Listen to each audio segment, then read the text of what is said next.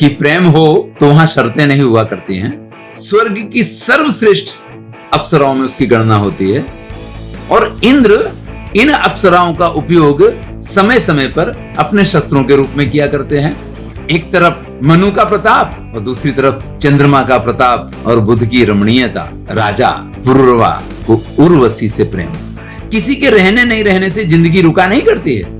प्रेम में इस प्रकार की बातें आज के समय में भी होती हैं और इस प्रकार की बातें उस समय भी हुआ करती थी। जब प्यार किया जाता है तो उसमें शर्तें नहीं, शक्ति और सामर्थ्य जहां रहता है वहां अहंकार भी आता। तो नहुस ये समझते हैं कि जैसे स्वर्ग पे मेरा आधिपत्य हुआ वैसे सची भी मेरी पत्नी होनी चाहिए। वन प्रदेश ऐसी सुंदर कन्या, वो भी कुएं में पड़ी हुई, उससे पूछते हैं। देखिए हमारे यहाँ विवाह के मामले में इस प्रकार के नियम हैं कि कन्या को हमेशा अपने से उत्तम वर्ण में जाना चाहिए।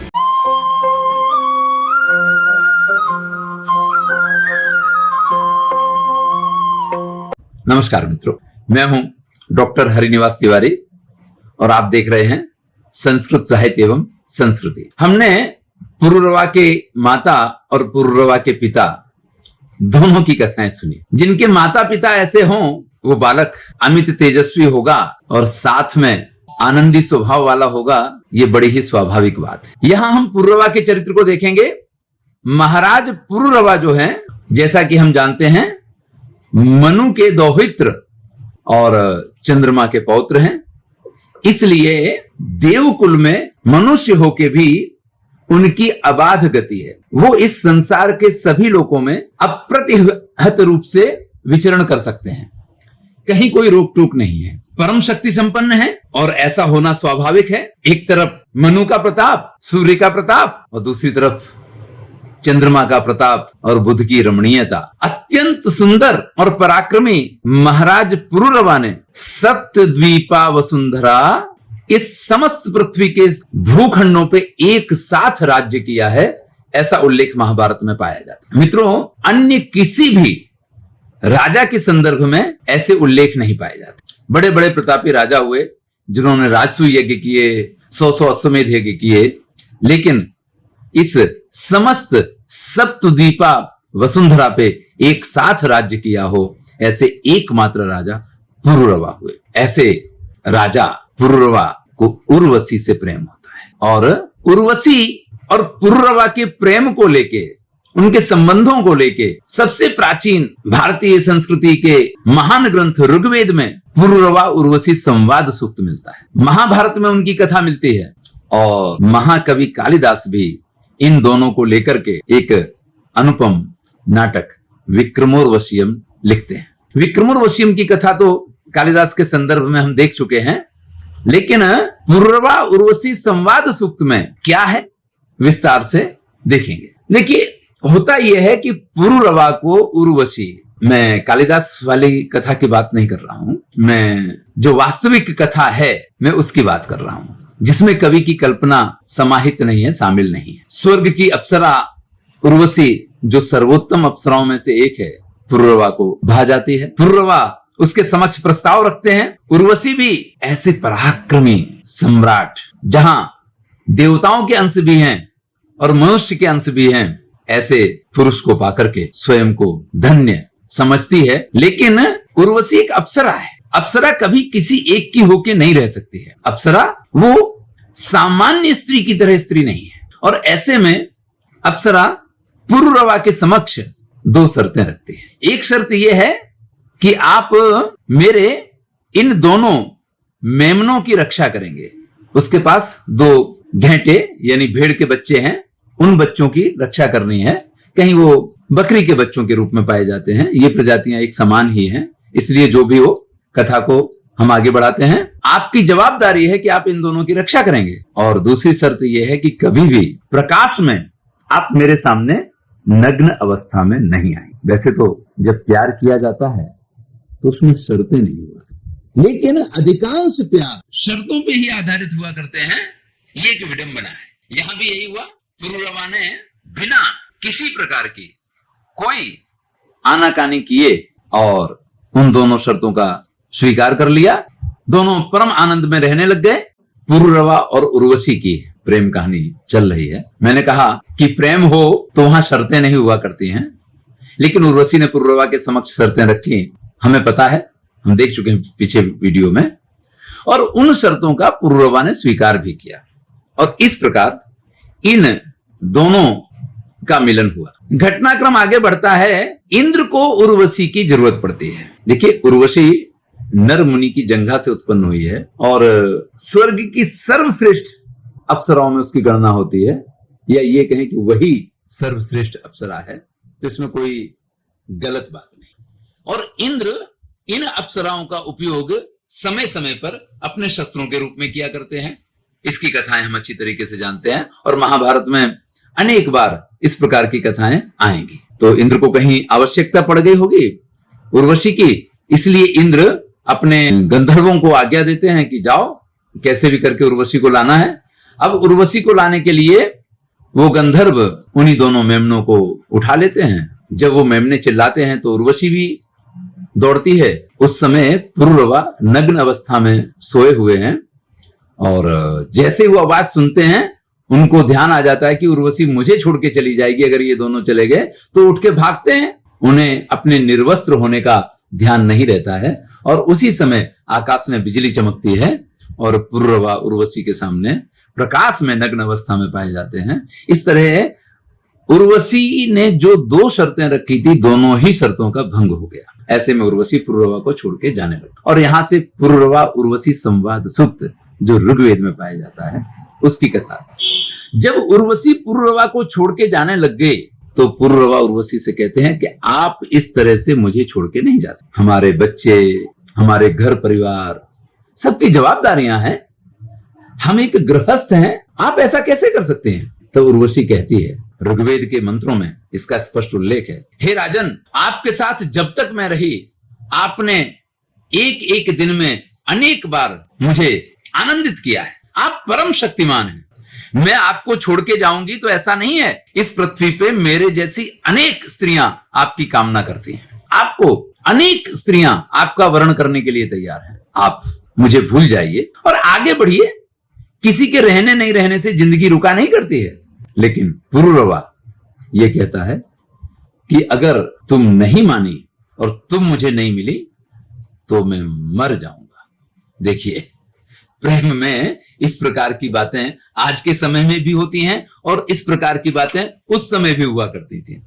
पुरूरवा जैसा पराक्रमी व्यक्ति भी अपनी प्रियतमा को रोकने के लिए उससे क्या कहता है कि अगर आप नहीं रुकी तो मैं मर जाऊंगा। उर्वशी कहती है, ये मरने वरने की बात मत करो, ये योग्य नहीं है। देवताओं ने आपकी संरचना ही इसलिए की है कि आप दस्युओं से और जो उनके ऊपर आक्रमणकारी हैं उन सब से उनकी रक्षा करें। आप इतने पराक्रमी और इतने वीर योद्धा हैं, ये मरने वाली बात आपके मुंह से योग्य नहीं लगती। और बहुत कहने के बाद भी उर्वशी चूंकि इंद्र के पास शर्त से बंधी हुई है, वो पुरूरवा को छोड़ के चली जाती है। पुरूरवा के जो सबसे बड़े पुत्र आयु हैं वो उर्वशी के पुत्र हैं। इसके अलावा महाभारत में पुरूरवा के 4 अन्य पुत्रों के नामोल्लेख भी पाए जाते हैं, जिसमें शतायु, नियतायु वगैरह पुत्रों का उल्लेख मिलता है। महाभारत और वेदों की कथा में मुख्य अंतर जो है, थोड़ी सी उसकी बात करके मैं इस चीज को खत्म करूंगा। वेदों की जो उर्वशी है वो अप्सरा है, इसलिए उसमें नारी वाले अथवा मानवीय नारी वाले गुण नहीं पाए जाते हैं। वो स्पष्ट शब्दों में कहती है कि आप मुझ जैसी स्त्री से इस प्रकार से विश्वास की अपेक्षा रखते हैं कि सारी जिंदगी में आपके साथ बनी रहूं, यह संभव ही नहीं है। स्त्री सशक्तिकरण की जब बात चल रही हो तो पुरूरवा उर्वशी सूक्त में उर्वशी द्वारा कहे गए शब्द आज की स्त्रियों के लिए उदाहरण रूप है। आज अगर हम किसी से अलग होते हैं या अलग होना चाहते हैं तो सबसे पहले हमें सामने वाले के दोष दिखाई देने लग जाते हैं। उर्वशी दृढ़ निश्चयी है कि मुझे पुरूरवा के साथ नहीं रहना है, लेकिन वो पुरूरवा की एक भी बुराई नहीं करती है और पुरूरवा की प्रशंसा पे प्रशंसा करके ये कहती है कि आपको तो मेरे जैसी अनेक मिल जाएंगे। जबकि अगर आज की स्त्री की बात करें तो सबसे पहले ये कहेगी, ये तो मैं थी जो आपके पास आ गई, वरना इस दुनिया में कौन है जो मेरी तरह आपको रख पाए। अरे अगर आप छोड़ के जाने को तैयार हैं तो फिर ये शब्द आपको कहां से शोभा देते हैं। आज के समाज में हमें कहीं ना कहीं इन पुरानी कथाओं से बहुत बड़ी प्रेरणाएं मिला करती हैं। यहाँ स्त्री परम सशक्त है, उसको अपने किए की ग्लानि नहीं होती है, वो हमेशा इसको अपना अधिकार समझती है। पुरूरवा और उर्वशी के पुत्र के रूप में जिनको युवराज बनाया गया और जो बाद में उत्तराधिकारी हुए, उनका नाम आयु पाया जाता है। आयु का विवाह स्वरभानु की पुत्री के साथ हुआ और उससे नहुष नाम का पुत्र हुआ। आज हम नहुष की कथा सुने। जैसे पुरूरवा और उर्वशी को लेकर के हमने कालिदास का नाटक देखा है, ऐसे ही संस्कृत और हिंदी साहित्य में ये नहुष जो हैं, ये बहुत ही प्रिय पात्र रहे हैं, जिनको लेकर के अनेक महाकाव्य, खंड काव्य वगैरह लिखे गए। नहुष परम प्रतापी हैं। एक घटनाक्रम ऐसा बनता है कि इंद्र को ब्रह्म हत्या का शाप लगा, जिसकी वजह से इंद्र को स्वर्ग का सिंहासन छोड़ के भागना पड़ता। नहुष इतने पराक्रमी हैं कि जब इंद्र का सिंहासन खाली होता है तो उन्होंने 100 अश्वमेध यज्ञ करके वो सिंहासन प्राप्त किया हो, ऐसा नहीं है, लेकिन फिर भी उनके पराक्रमों के कारण सभी लोग इस निश्चय पे पहुंचते हैं कि महाराज नहुष को स्वर्ग का राजा यानी इंद्र के पद पे आसीन कर दिया जाए। आप समझ सकते हैं नहुष कैसे अपनी प्रजा का पालन करते होंगे, कैसे उनका मान सम्मान लोगों के मन में रहा होगा, जो कि उनको स्वर्ग का अधिपति बनाने का निर्णय किया जाए। देखिए, शक्ति और सामर्थ्य जहां रहता है वहां अहंकार भी आ जाए। पुरूरवा के साथ भी ऐसा हुआ था और उनका विनाश इसी कारण से हुआ, और वही स्थिति नहुष के साथ हुई। नहुष दस्युहंता, दुष्टों के संहारक और इतने प्रतापी हैं कि उनके राज्य में कोई भी व्यक्ति अनुचित कार्य नहीं कर सकता है। लेकिन उन्होंने, जैसा नए इतिहास में जजिया कर के बारे में आपने सुना होगा, इस प्रकार का संतों के ऊपर भी, ऋषियों के ऊपर भी कर लगा दिया। खैर, राजा उत्तम हो तो पेट्रोल के भाव कितने भी बढ़ जाएं, लोग वाग उसको चला लेते हैं। यहां भी नहुष के इन सारे गुणों के बावजूद भी उनको स्वर्ग का सिंहासन मिल जाता है, वो स्वर्गाधिपति बन जाते हैं। नहुष नाम के एक हिंदी के काव्य में नहुष और सची की विडंबना की बात की गई है कि सची जो है वो इंद्र की पत्नी है, हम जानते हैं, पुरंदर पत्नी है। नहुष को इंद्र का सिंहासन मिला तो नहुष ये समझते हैं कि जैसे स्वर्ग पे मेरा आधिपत्य हुआ वैसे सची भी मेरी पत्नी होनी चाहिए। लेकिन सची इंद्र पदस्थ व्यक्ति की पत्नी है ऐसा नहीं मानती है, वो स्वयं को मात्र इंद्र की पत्नी मानती है, इंद्र पदस्थ व्यक्ति की पत्नी नहीं मानती है। खैर, महाभारत की कथा इस ओर नहीं जाती है। महाभारत में कथा जो पाई जाती है हम उसकी चर्चा करते हैं। ये नहुष जब स्वर्ग के राजा बन गए, इंद्र बन गए, और ये सची के पास जाना चाहते हैं तो सची अत्यंत दुखी है, परेशान है, व्याकुल है। वो इंद्र के अलावा किसी अन्य पुरुष के साथ संसर्ग के लिए तैयार नहीं है। और ऐसे में जब नहुष उसको प्राप्त करना चाहता है तो गुरु बृहस्पति से इसका मार्ग पूछती है, और तब गुरु बृहस्पति कहते हैं कि उनको कह देना कि आप ऋषियों के कंधे पे अपनी पालकी रखवा के हमसे मिलने आएंगे तो मैं अवश्य ही आपका स्वीकार करूंगी। नहुष कामांध, सची के पाने का इच्छुक, ऋषियों को पालकी में जोत के और उनकी सवारी करके प्रस्थान करता है। कालिदास ने कहा है, कामार्ता ही प्रकृति कृपणा चेतना चेतनेषु। चेतन अचेतन का भी ख्याल नहीं रहता है। ये तो बिल्कुल भ्रष्ट बुद्धि वाले हो जाते हैं। कामांध व्यक्ति की दशा ऐसी होती है। वही नहुष के साथ हुआ। उसको बड़ी जल्दबाजी है, वो सोचता है कि ऋषि बड़े धीरे धीरे चल रहे हैं। ऐसे में वो एक ऋषि को लात से मारता है कि जल्दी चलो, और वहां ऋषियों का धैर्य कम पड़ जाता है। जब तक पालकी में जोत के ले जा रहे थे तब तक ऋषियों ने उनकी सारी उद्दंडता बर्दाश्त कर ली, लेकिन जब पग प्रहार किया तो ऋषियों ने नहुष को शाप दिया कि ये जो बहुत ज्यादा फड़फड़ा रहे हो, जाओ मृत्युलोक में सर्प बन के तुम पड़ो। और इस तरीके से नहुष का अधः पतन हुआ और वो स्वर्ग से सर्प की योनि में सीधे पहुंचे। ये थी महाराज नहुष की कथा। नहुष की कथा हमने देखी किस तरह से अपने पराक्रम और उत्तम कर्मों से जो सदेह स्वर्ग के राजा हुए और उनकी दुर्गति किस तरह से हुई और वो अंत में सर्प योनि में गए। इन नहुष के पुत्र यति, ययाति वगैरह 6 हुए। इनमें से ययाति परम प्रतापी थे जो नहुष के उत्तराधिकारी बने। यहां पे हम ययाति की कथा सुनेंगे। ययाति परम प्रतापी हैं। एक बार वो शिकार करने के लिए वन में जाते हैं। कई प्राणियों का संहार करके, शिकार करके जब थक जाते हैं तो प्यास से व्याकुल होकर के पास में एक कुआं देख करके उस कुएं के पास जाते हैं पानी निकालने के लिए। दूर से तो नहीं मालूम पड़ता कि कुआं कैसा है।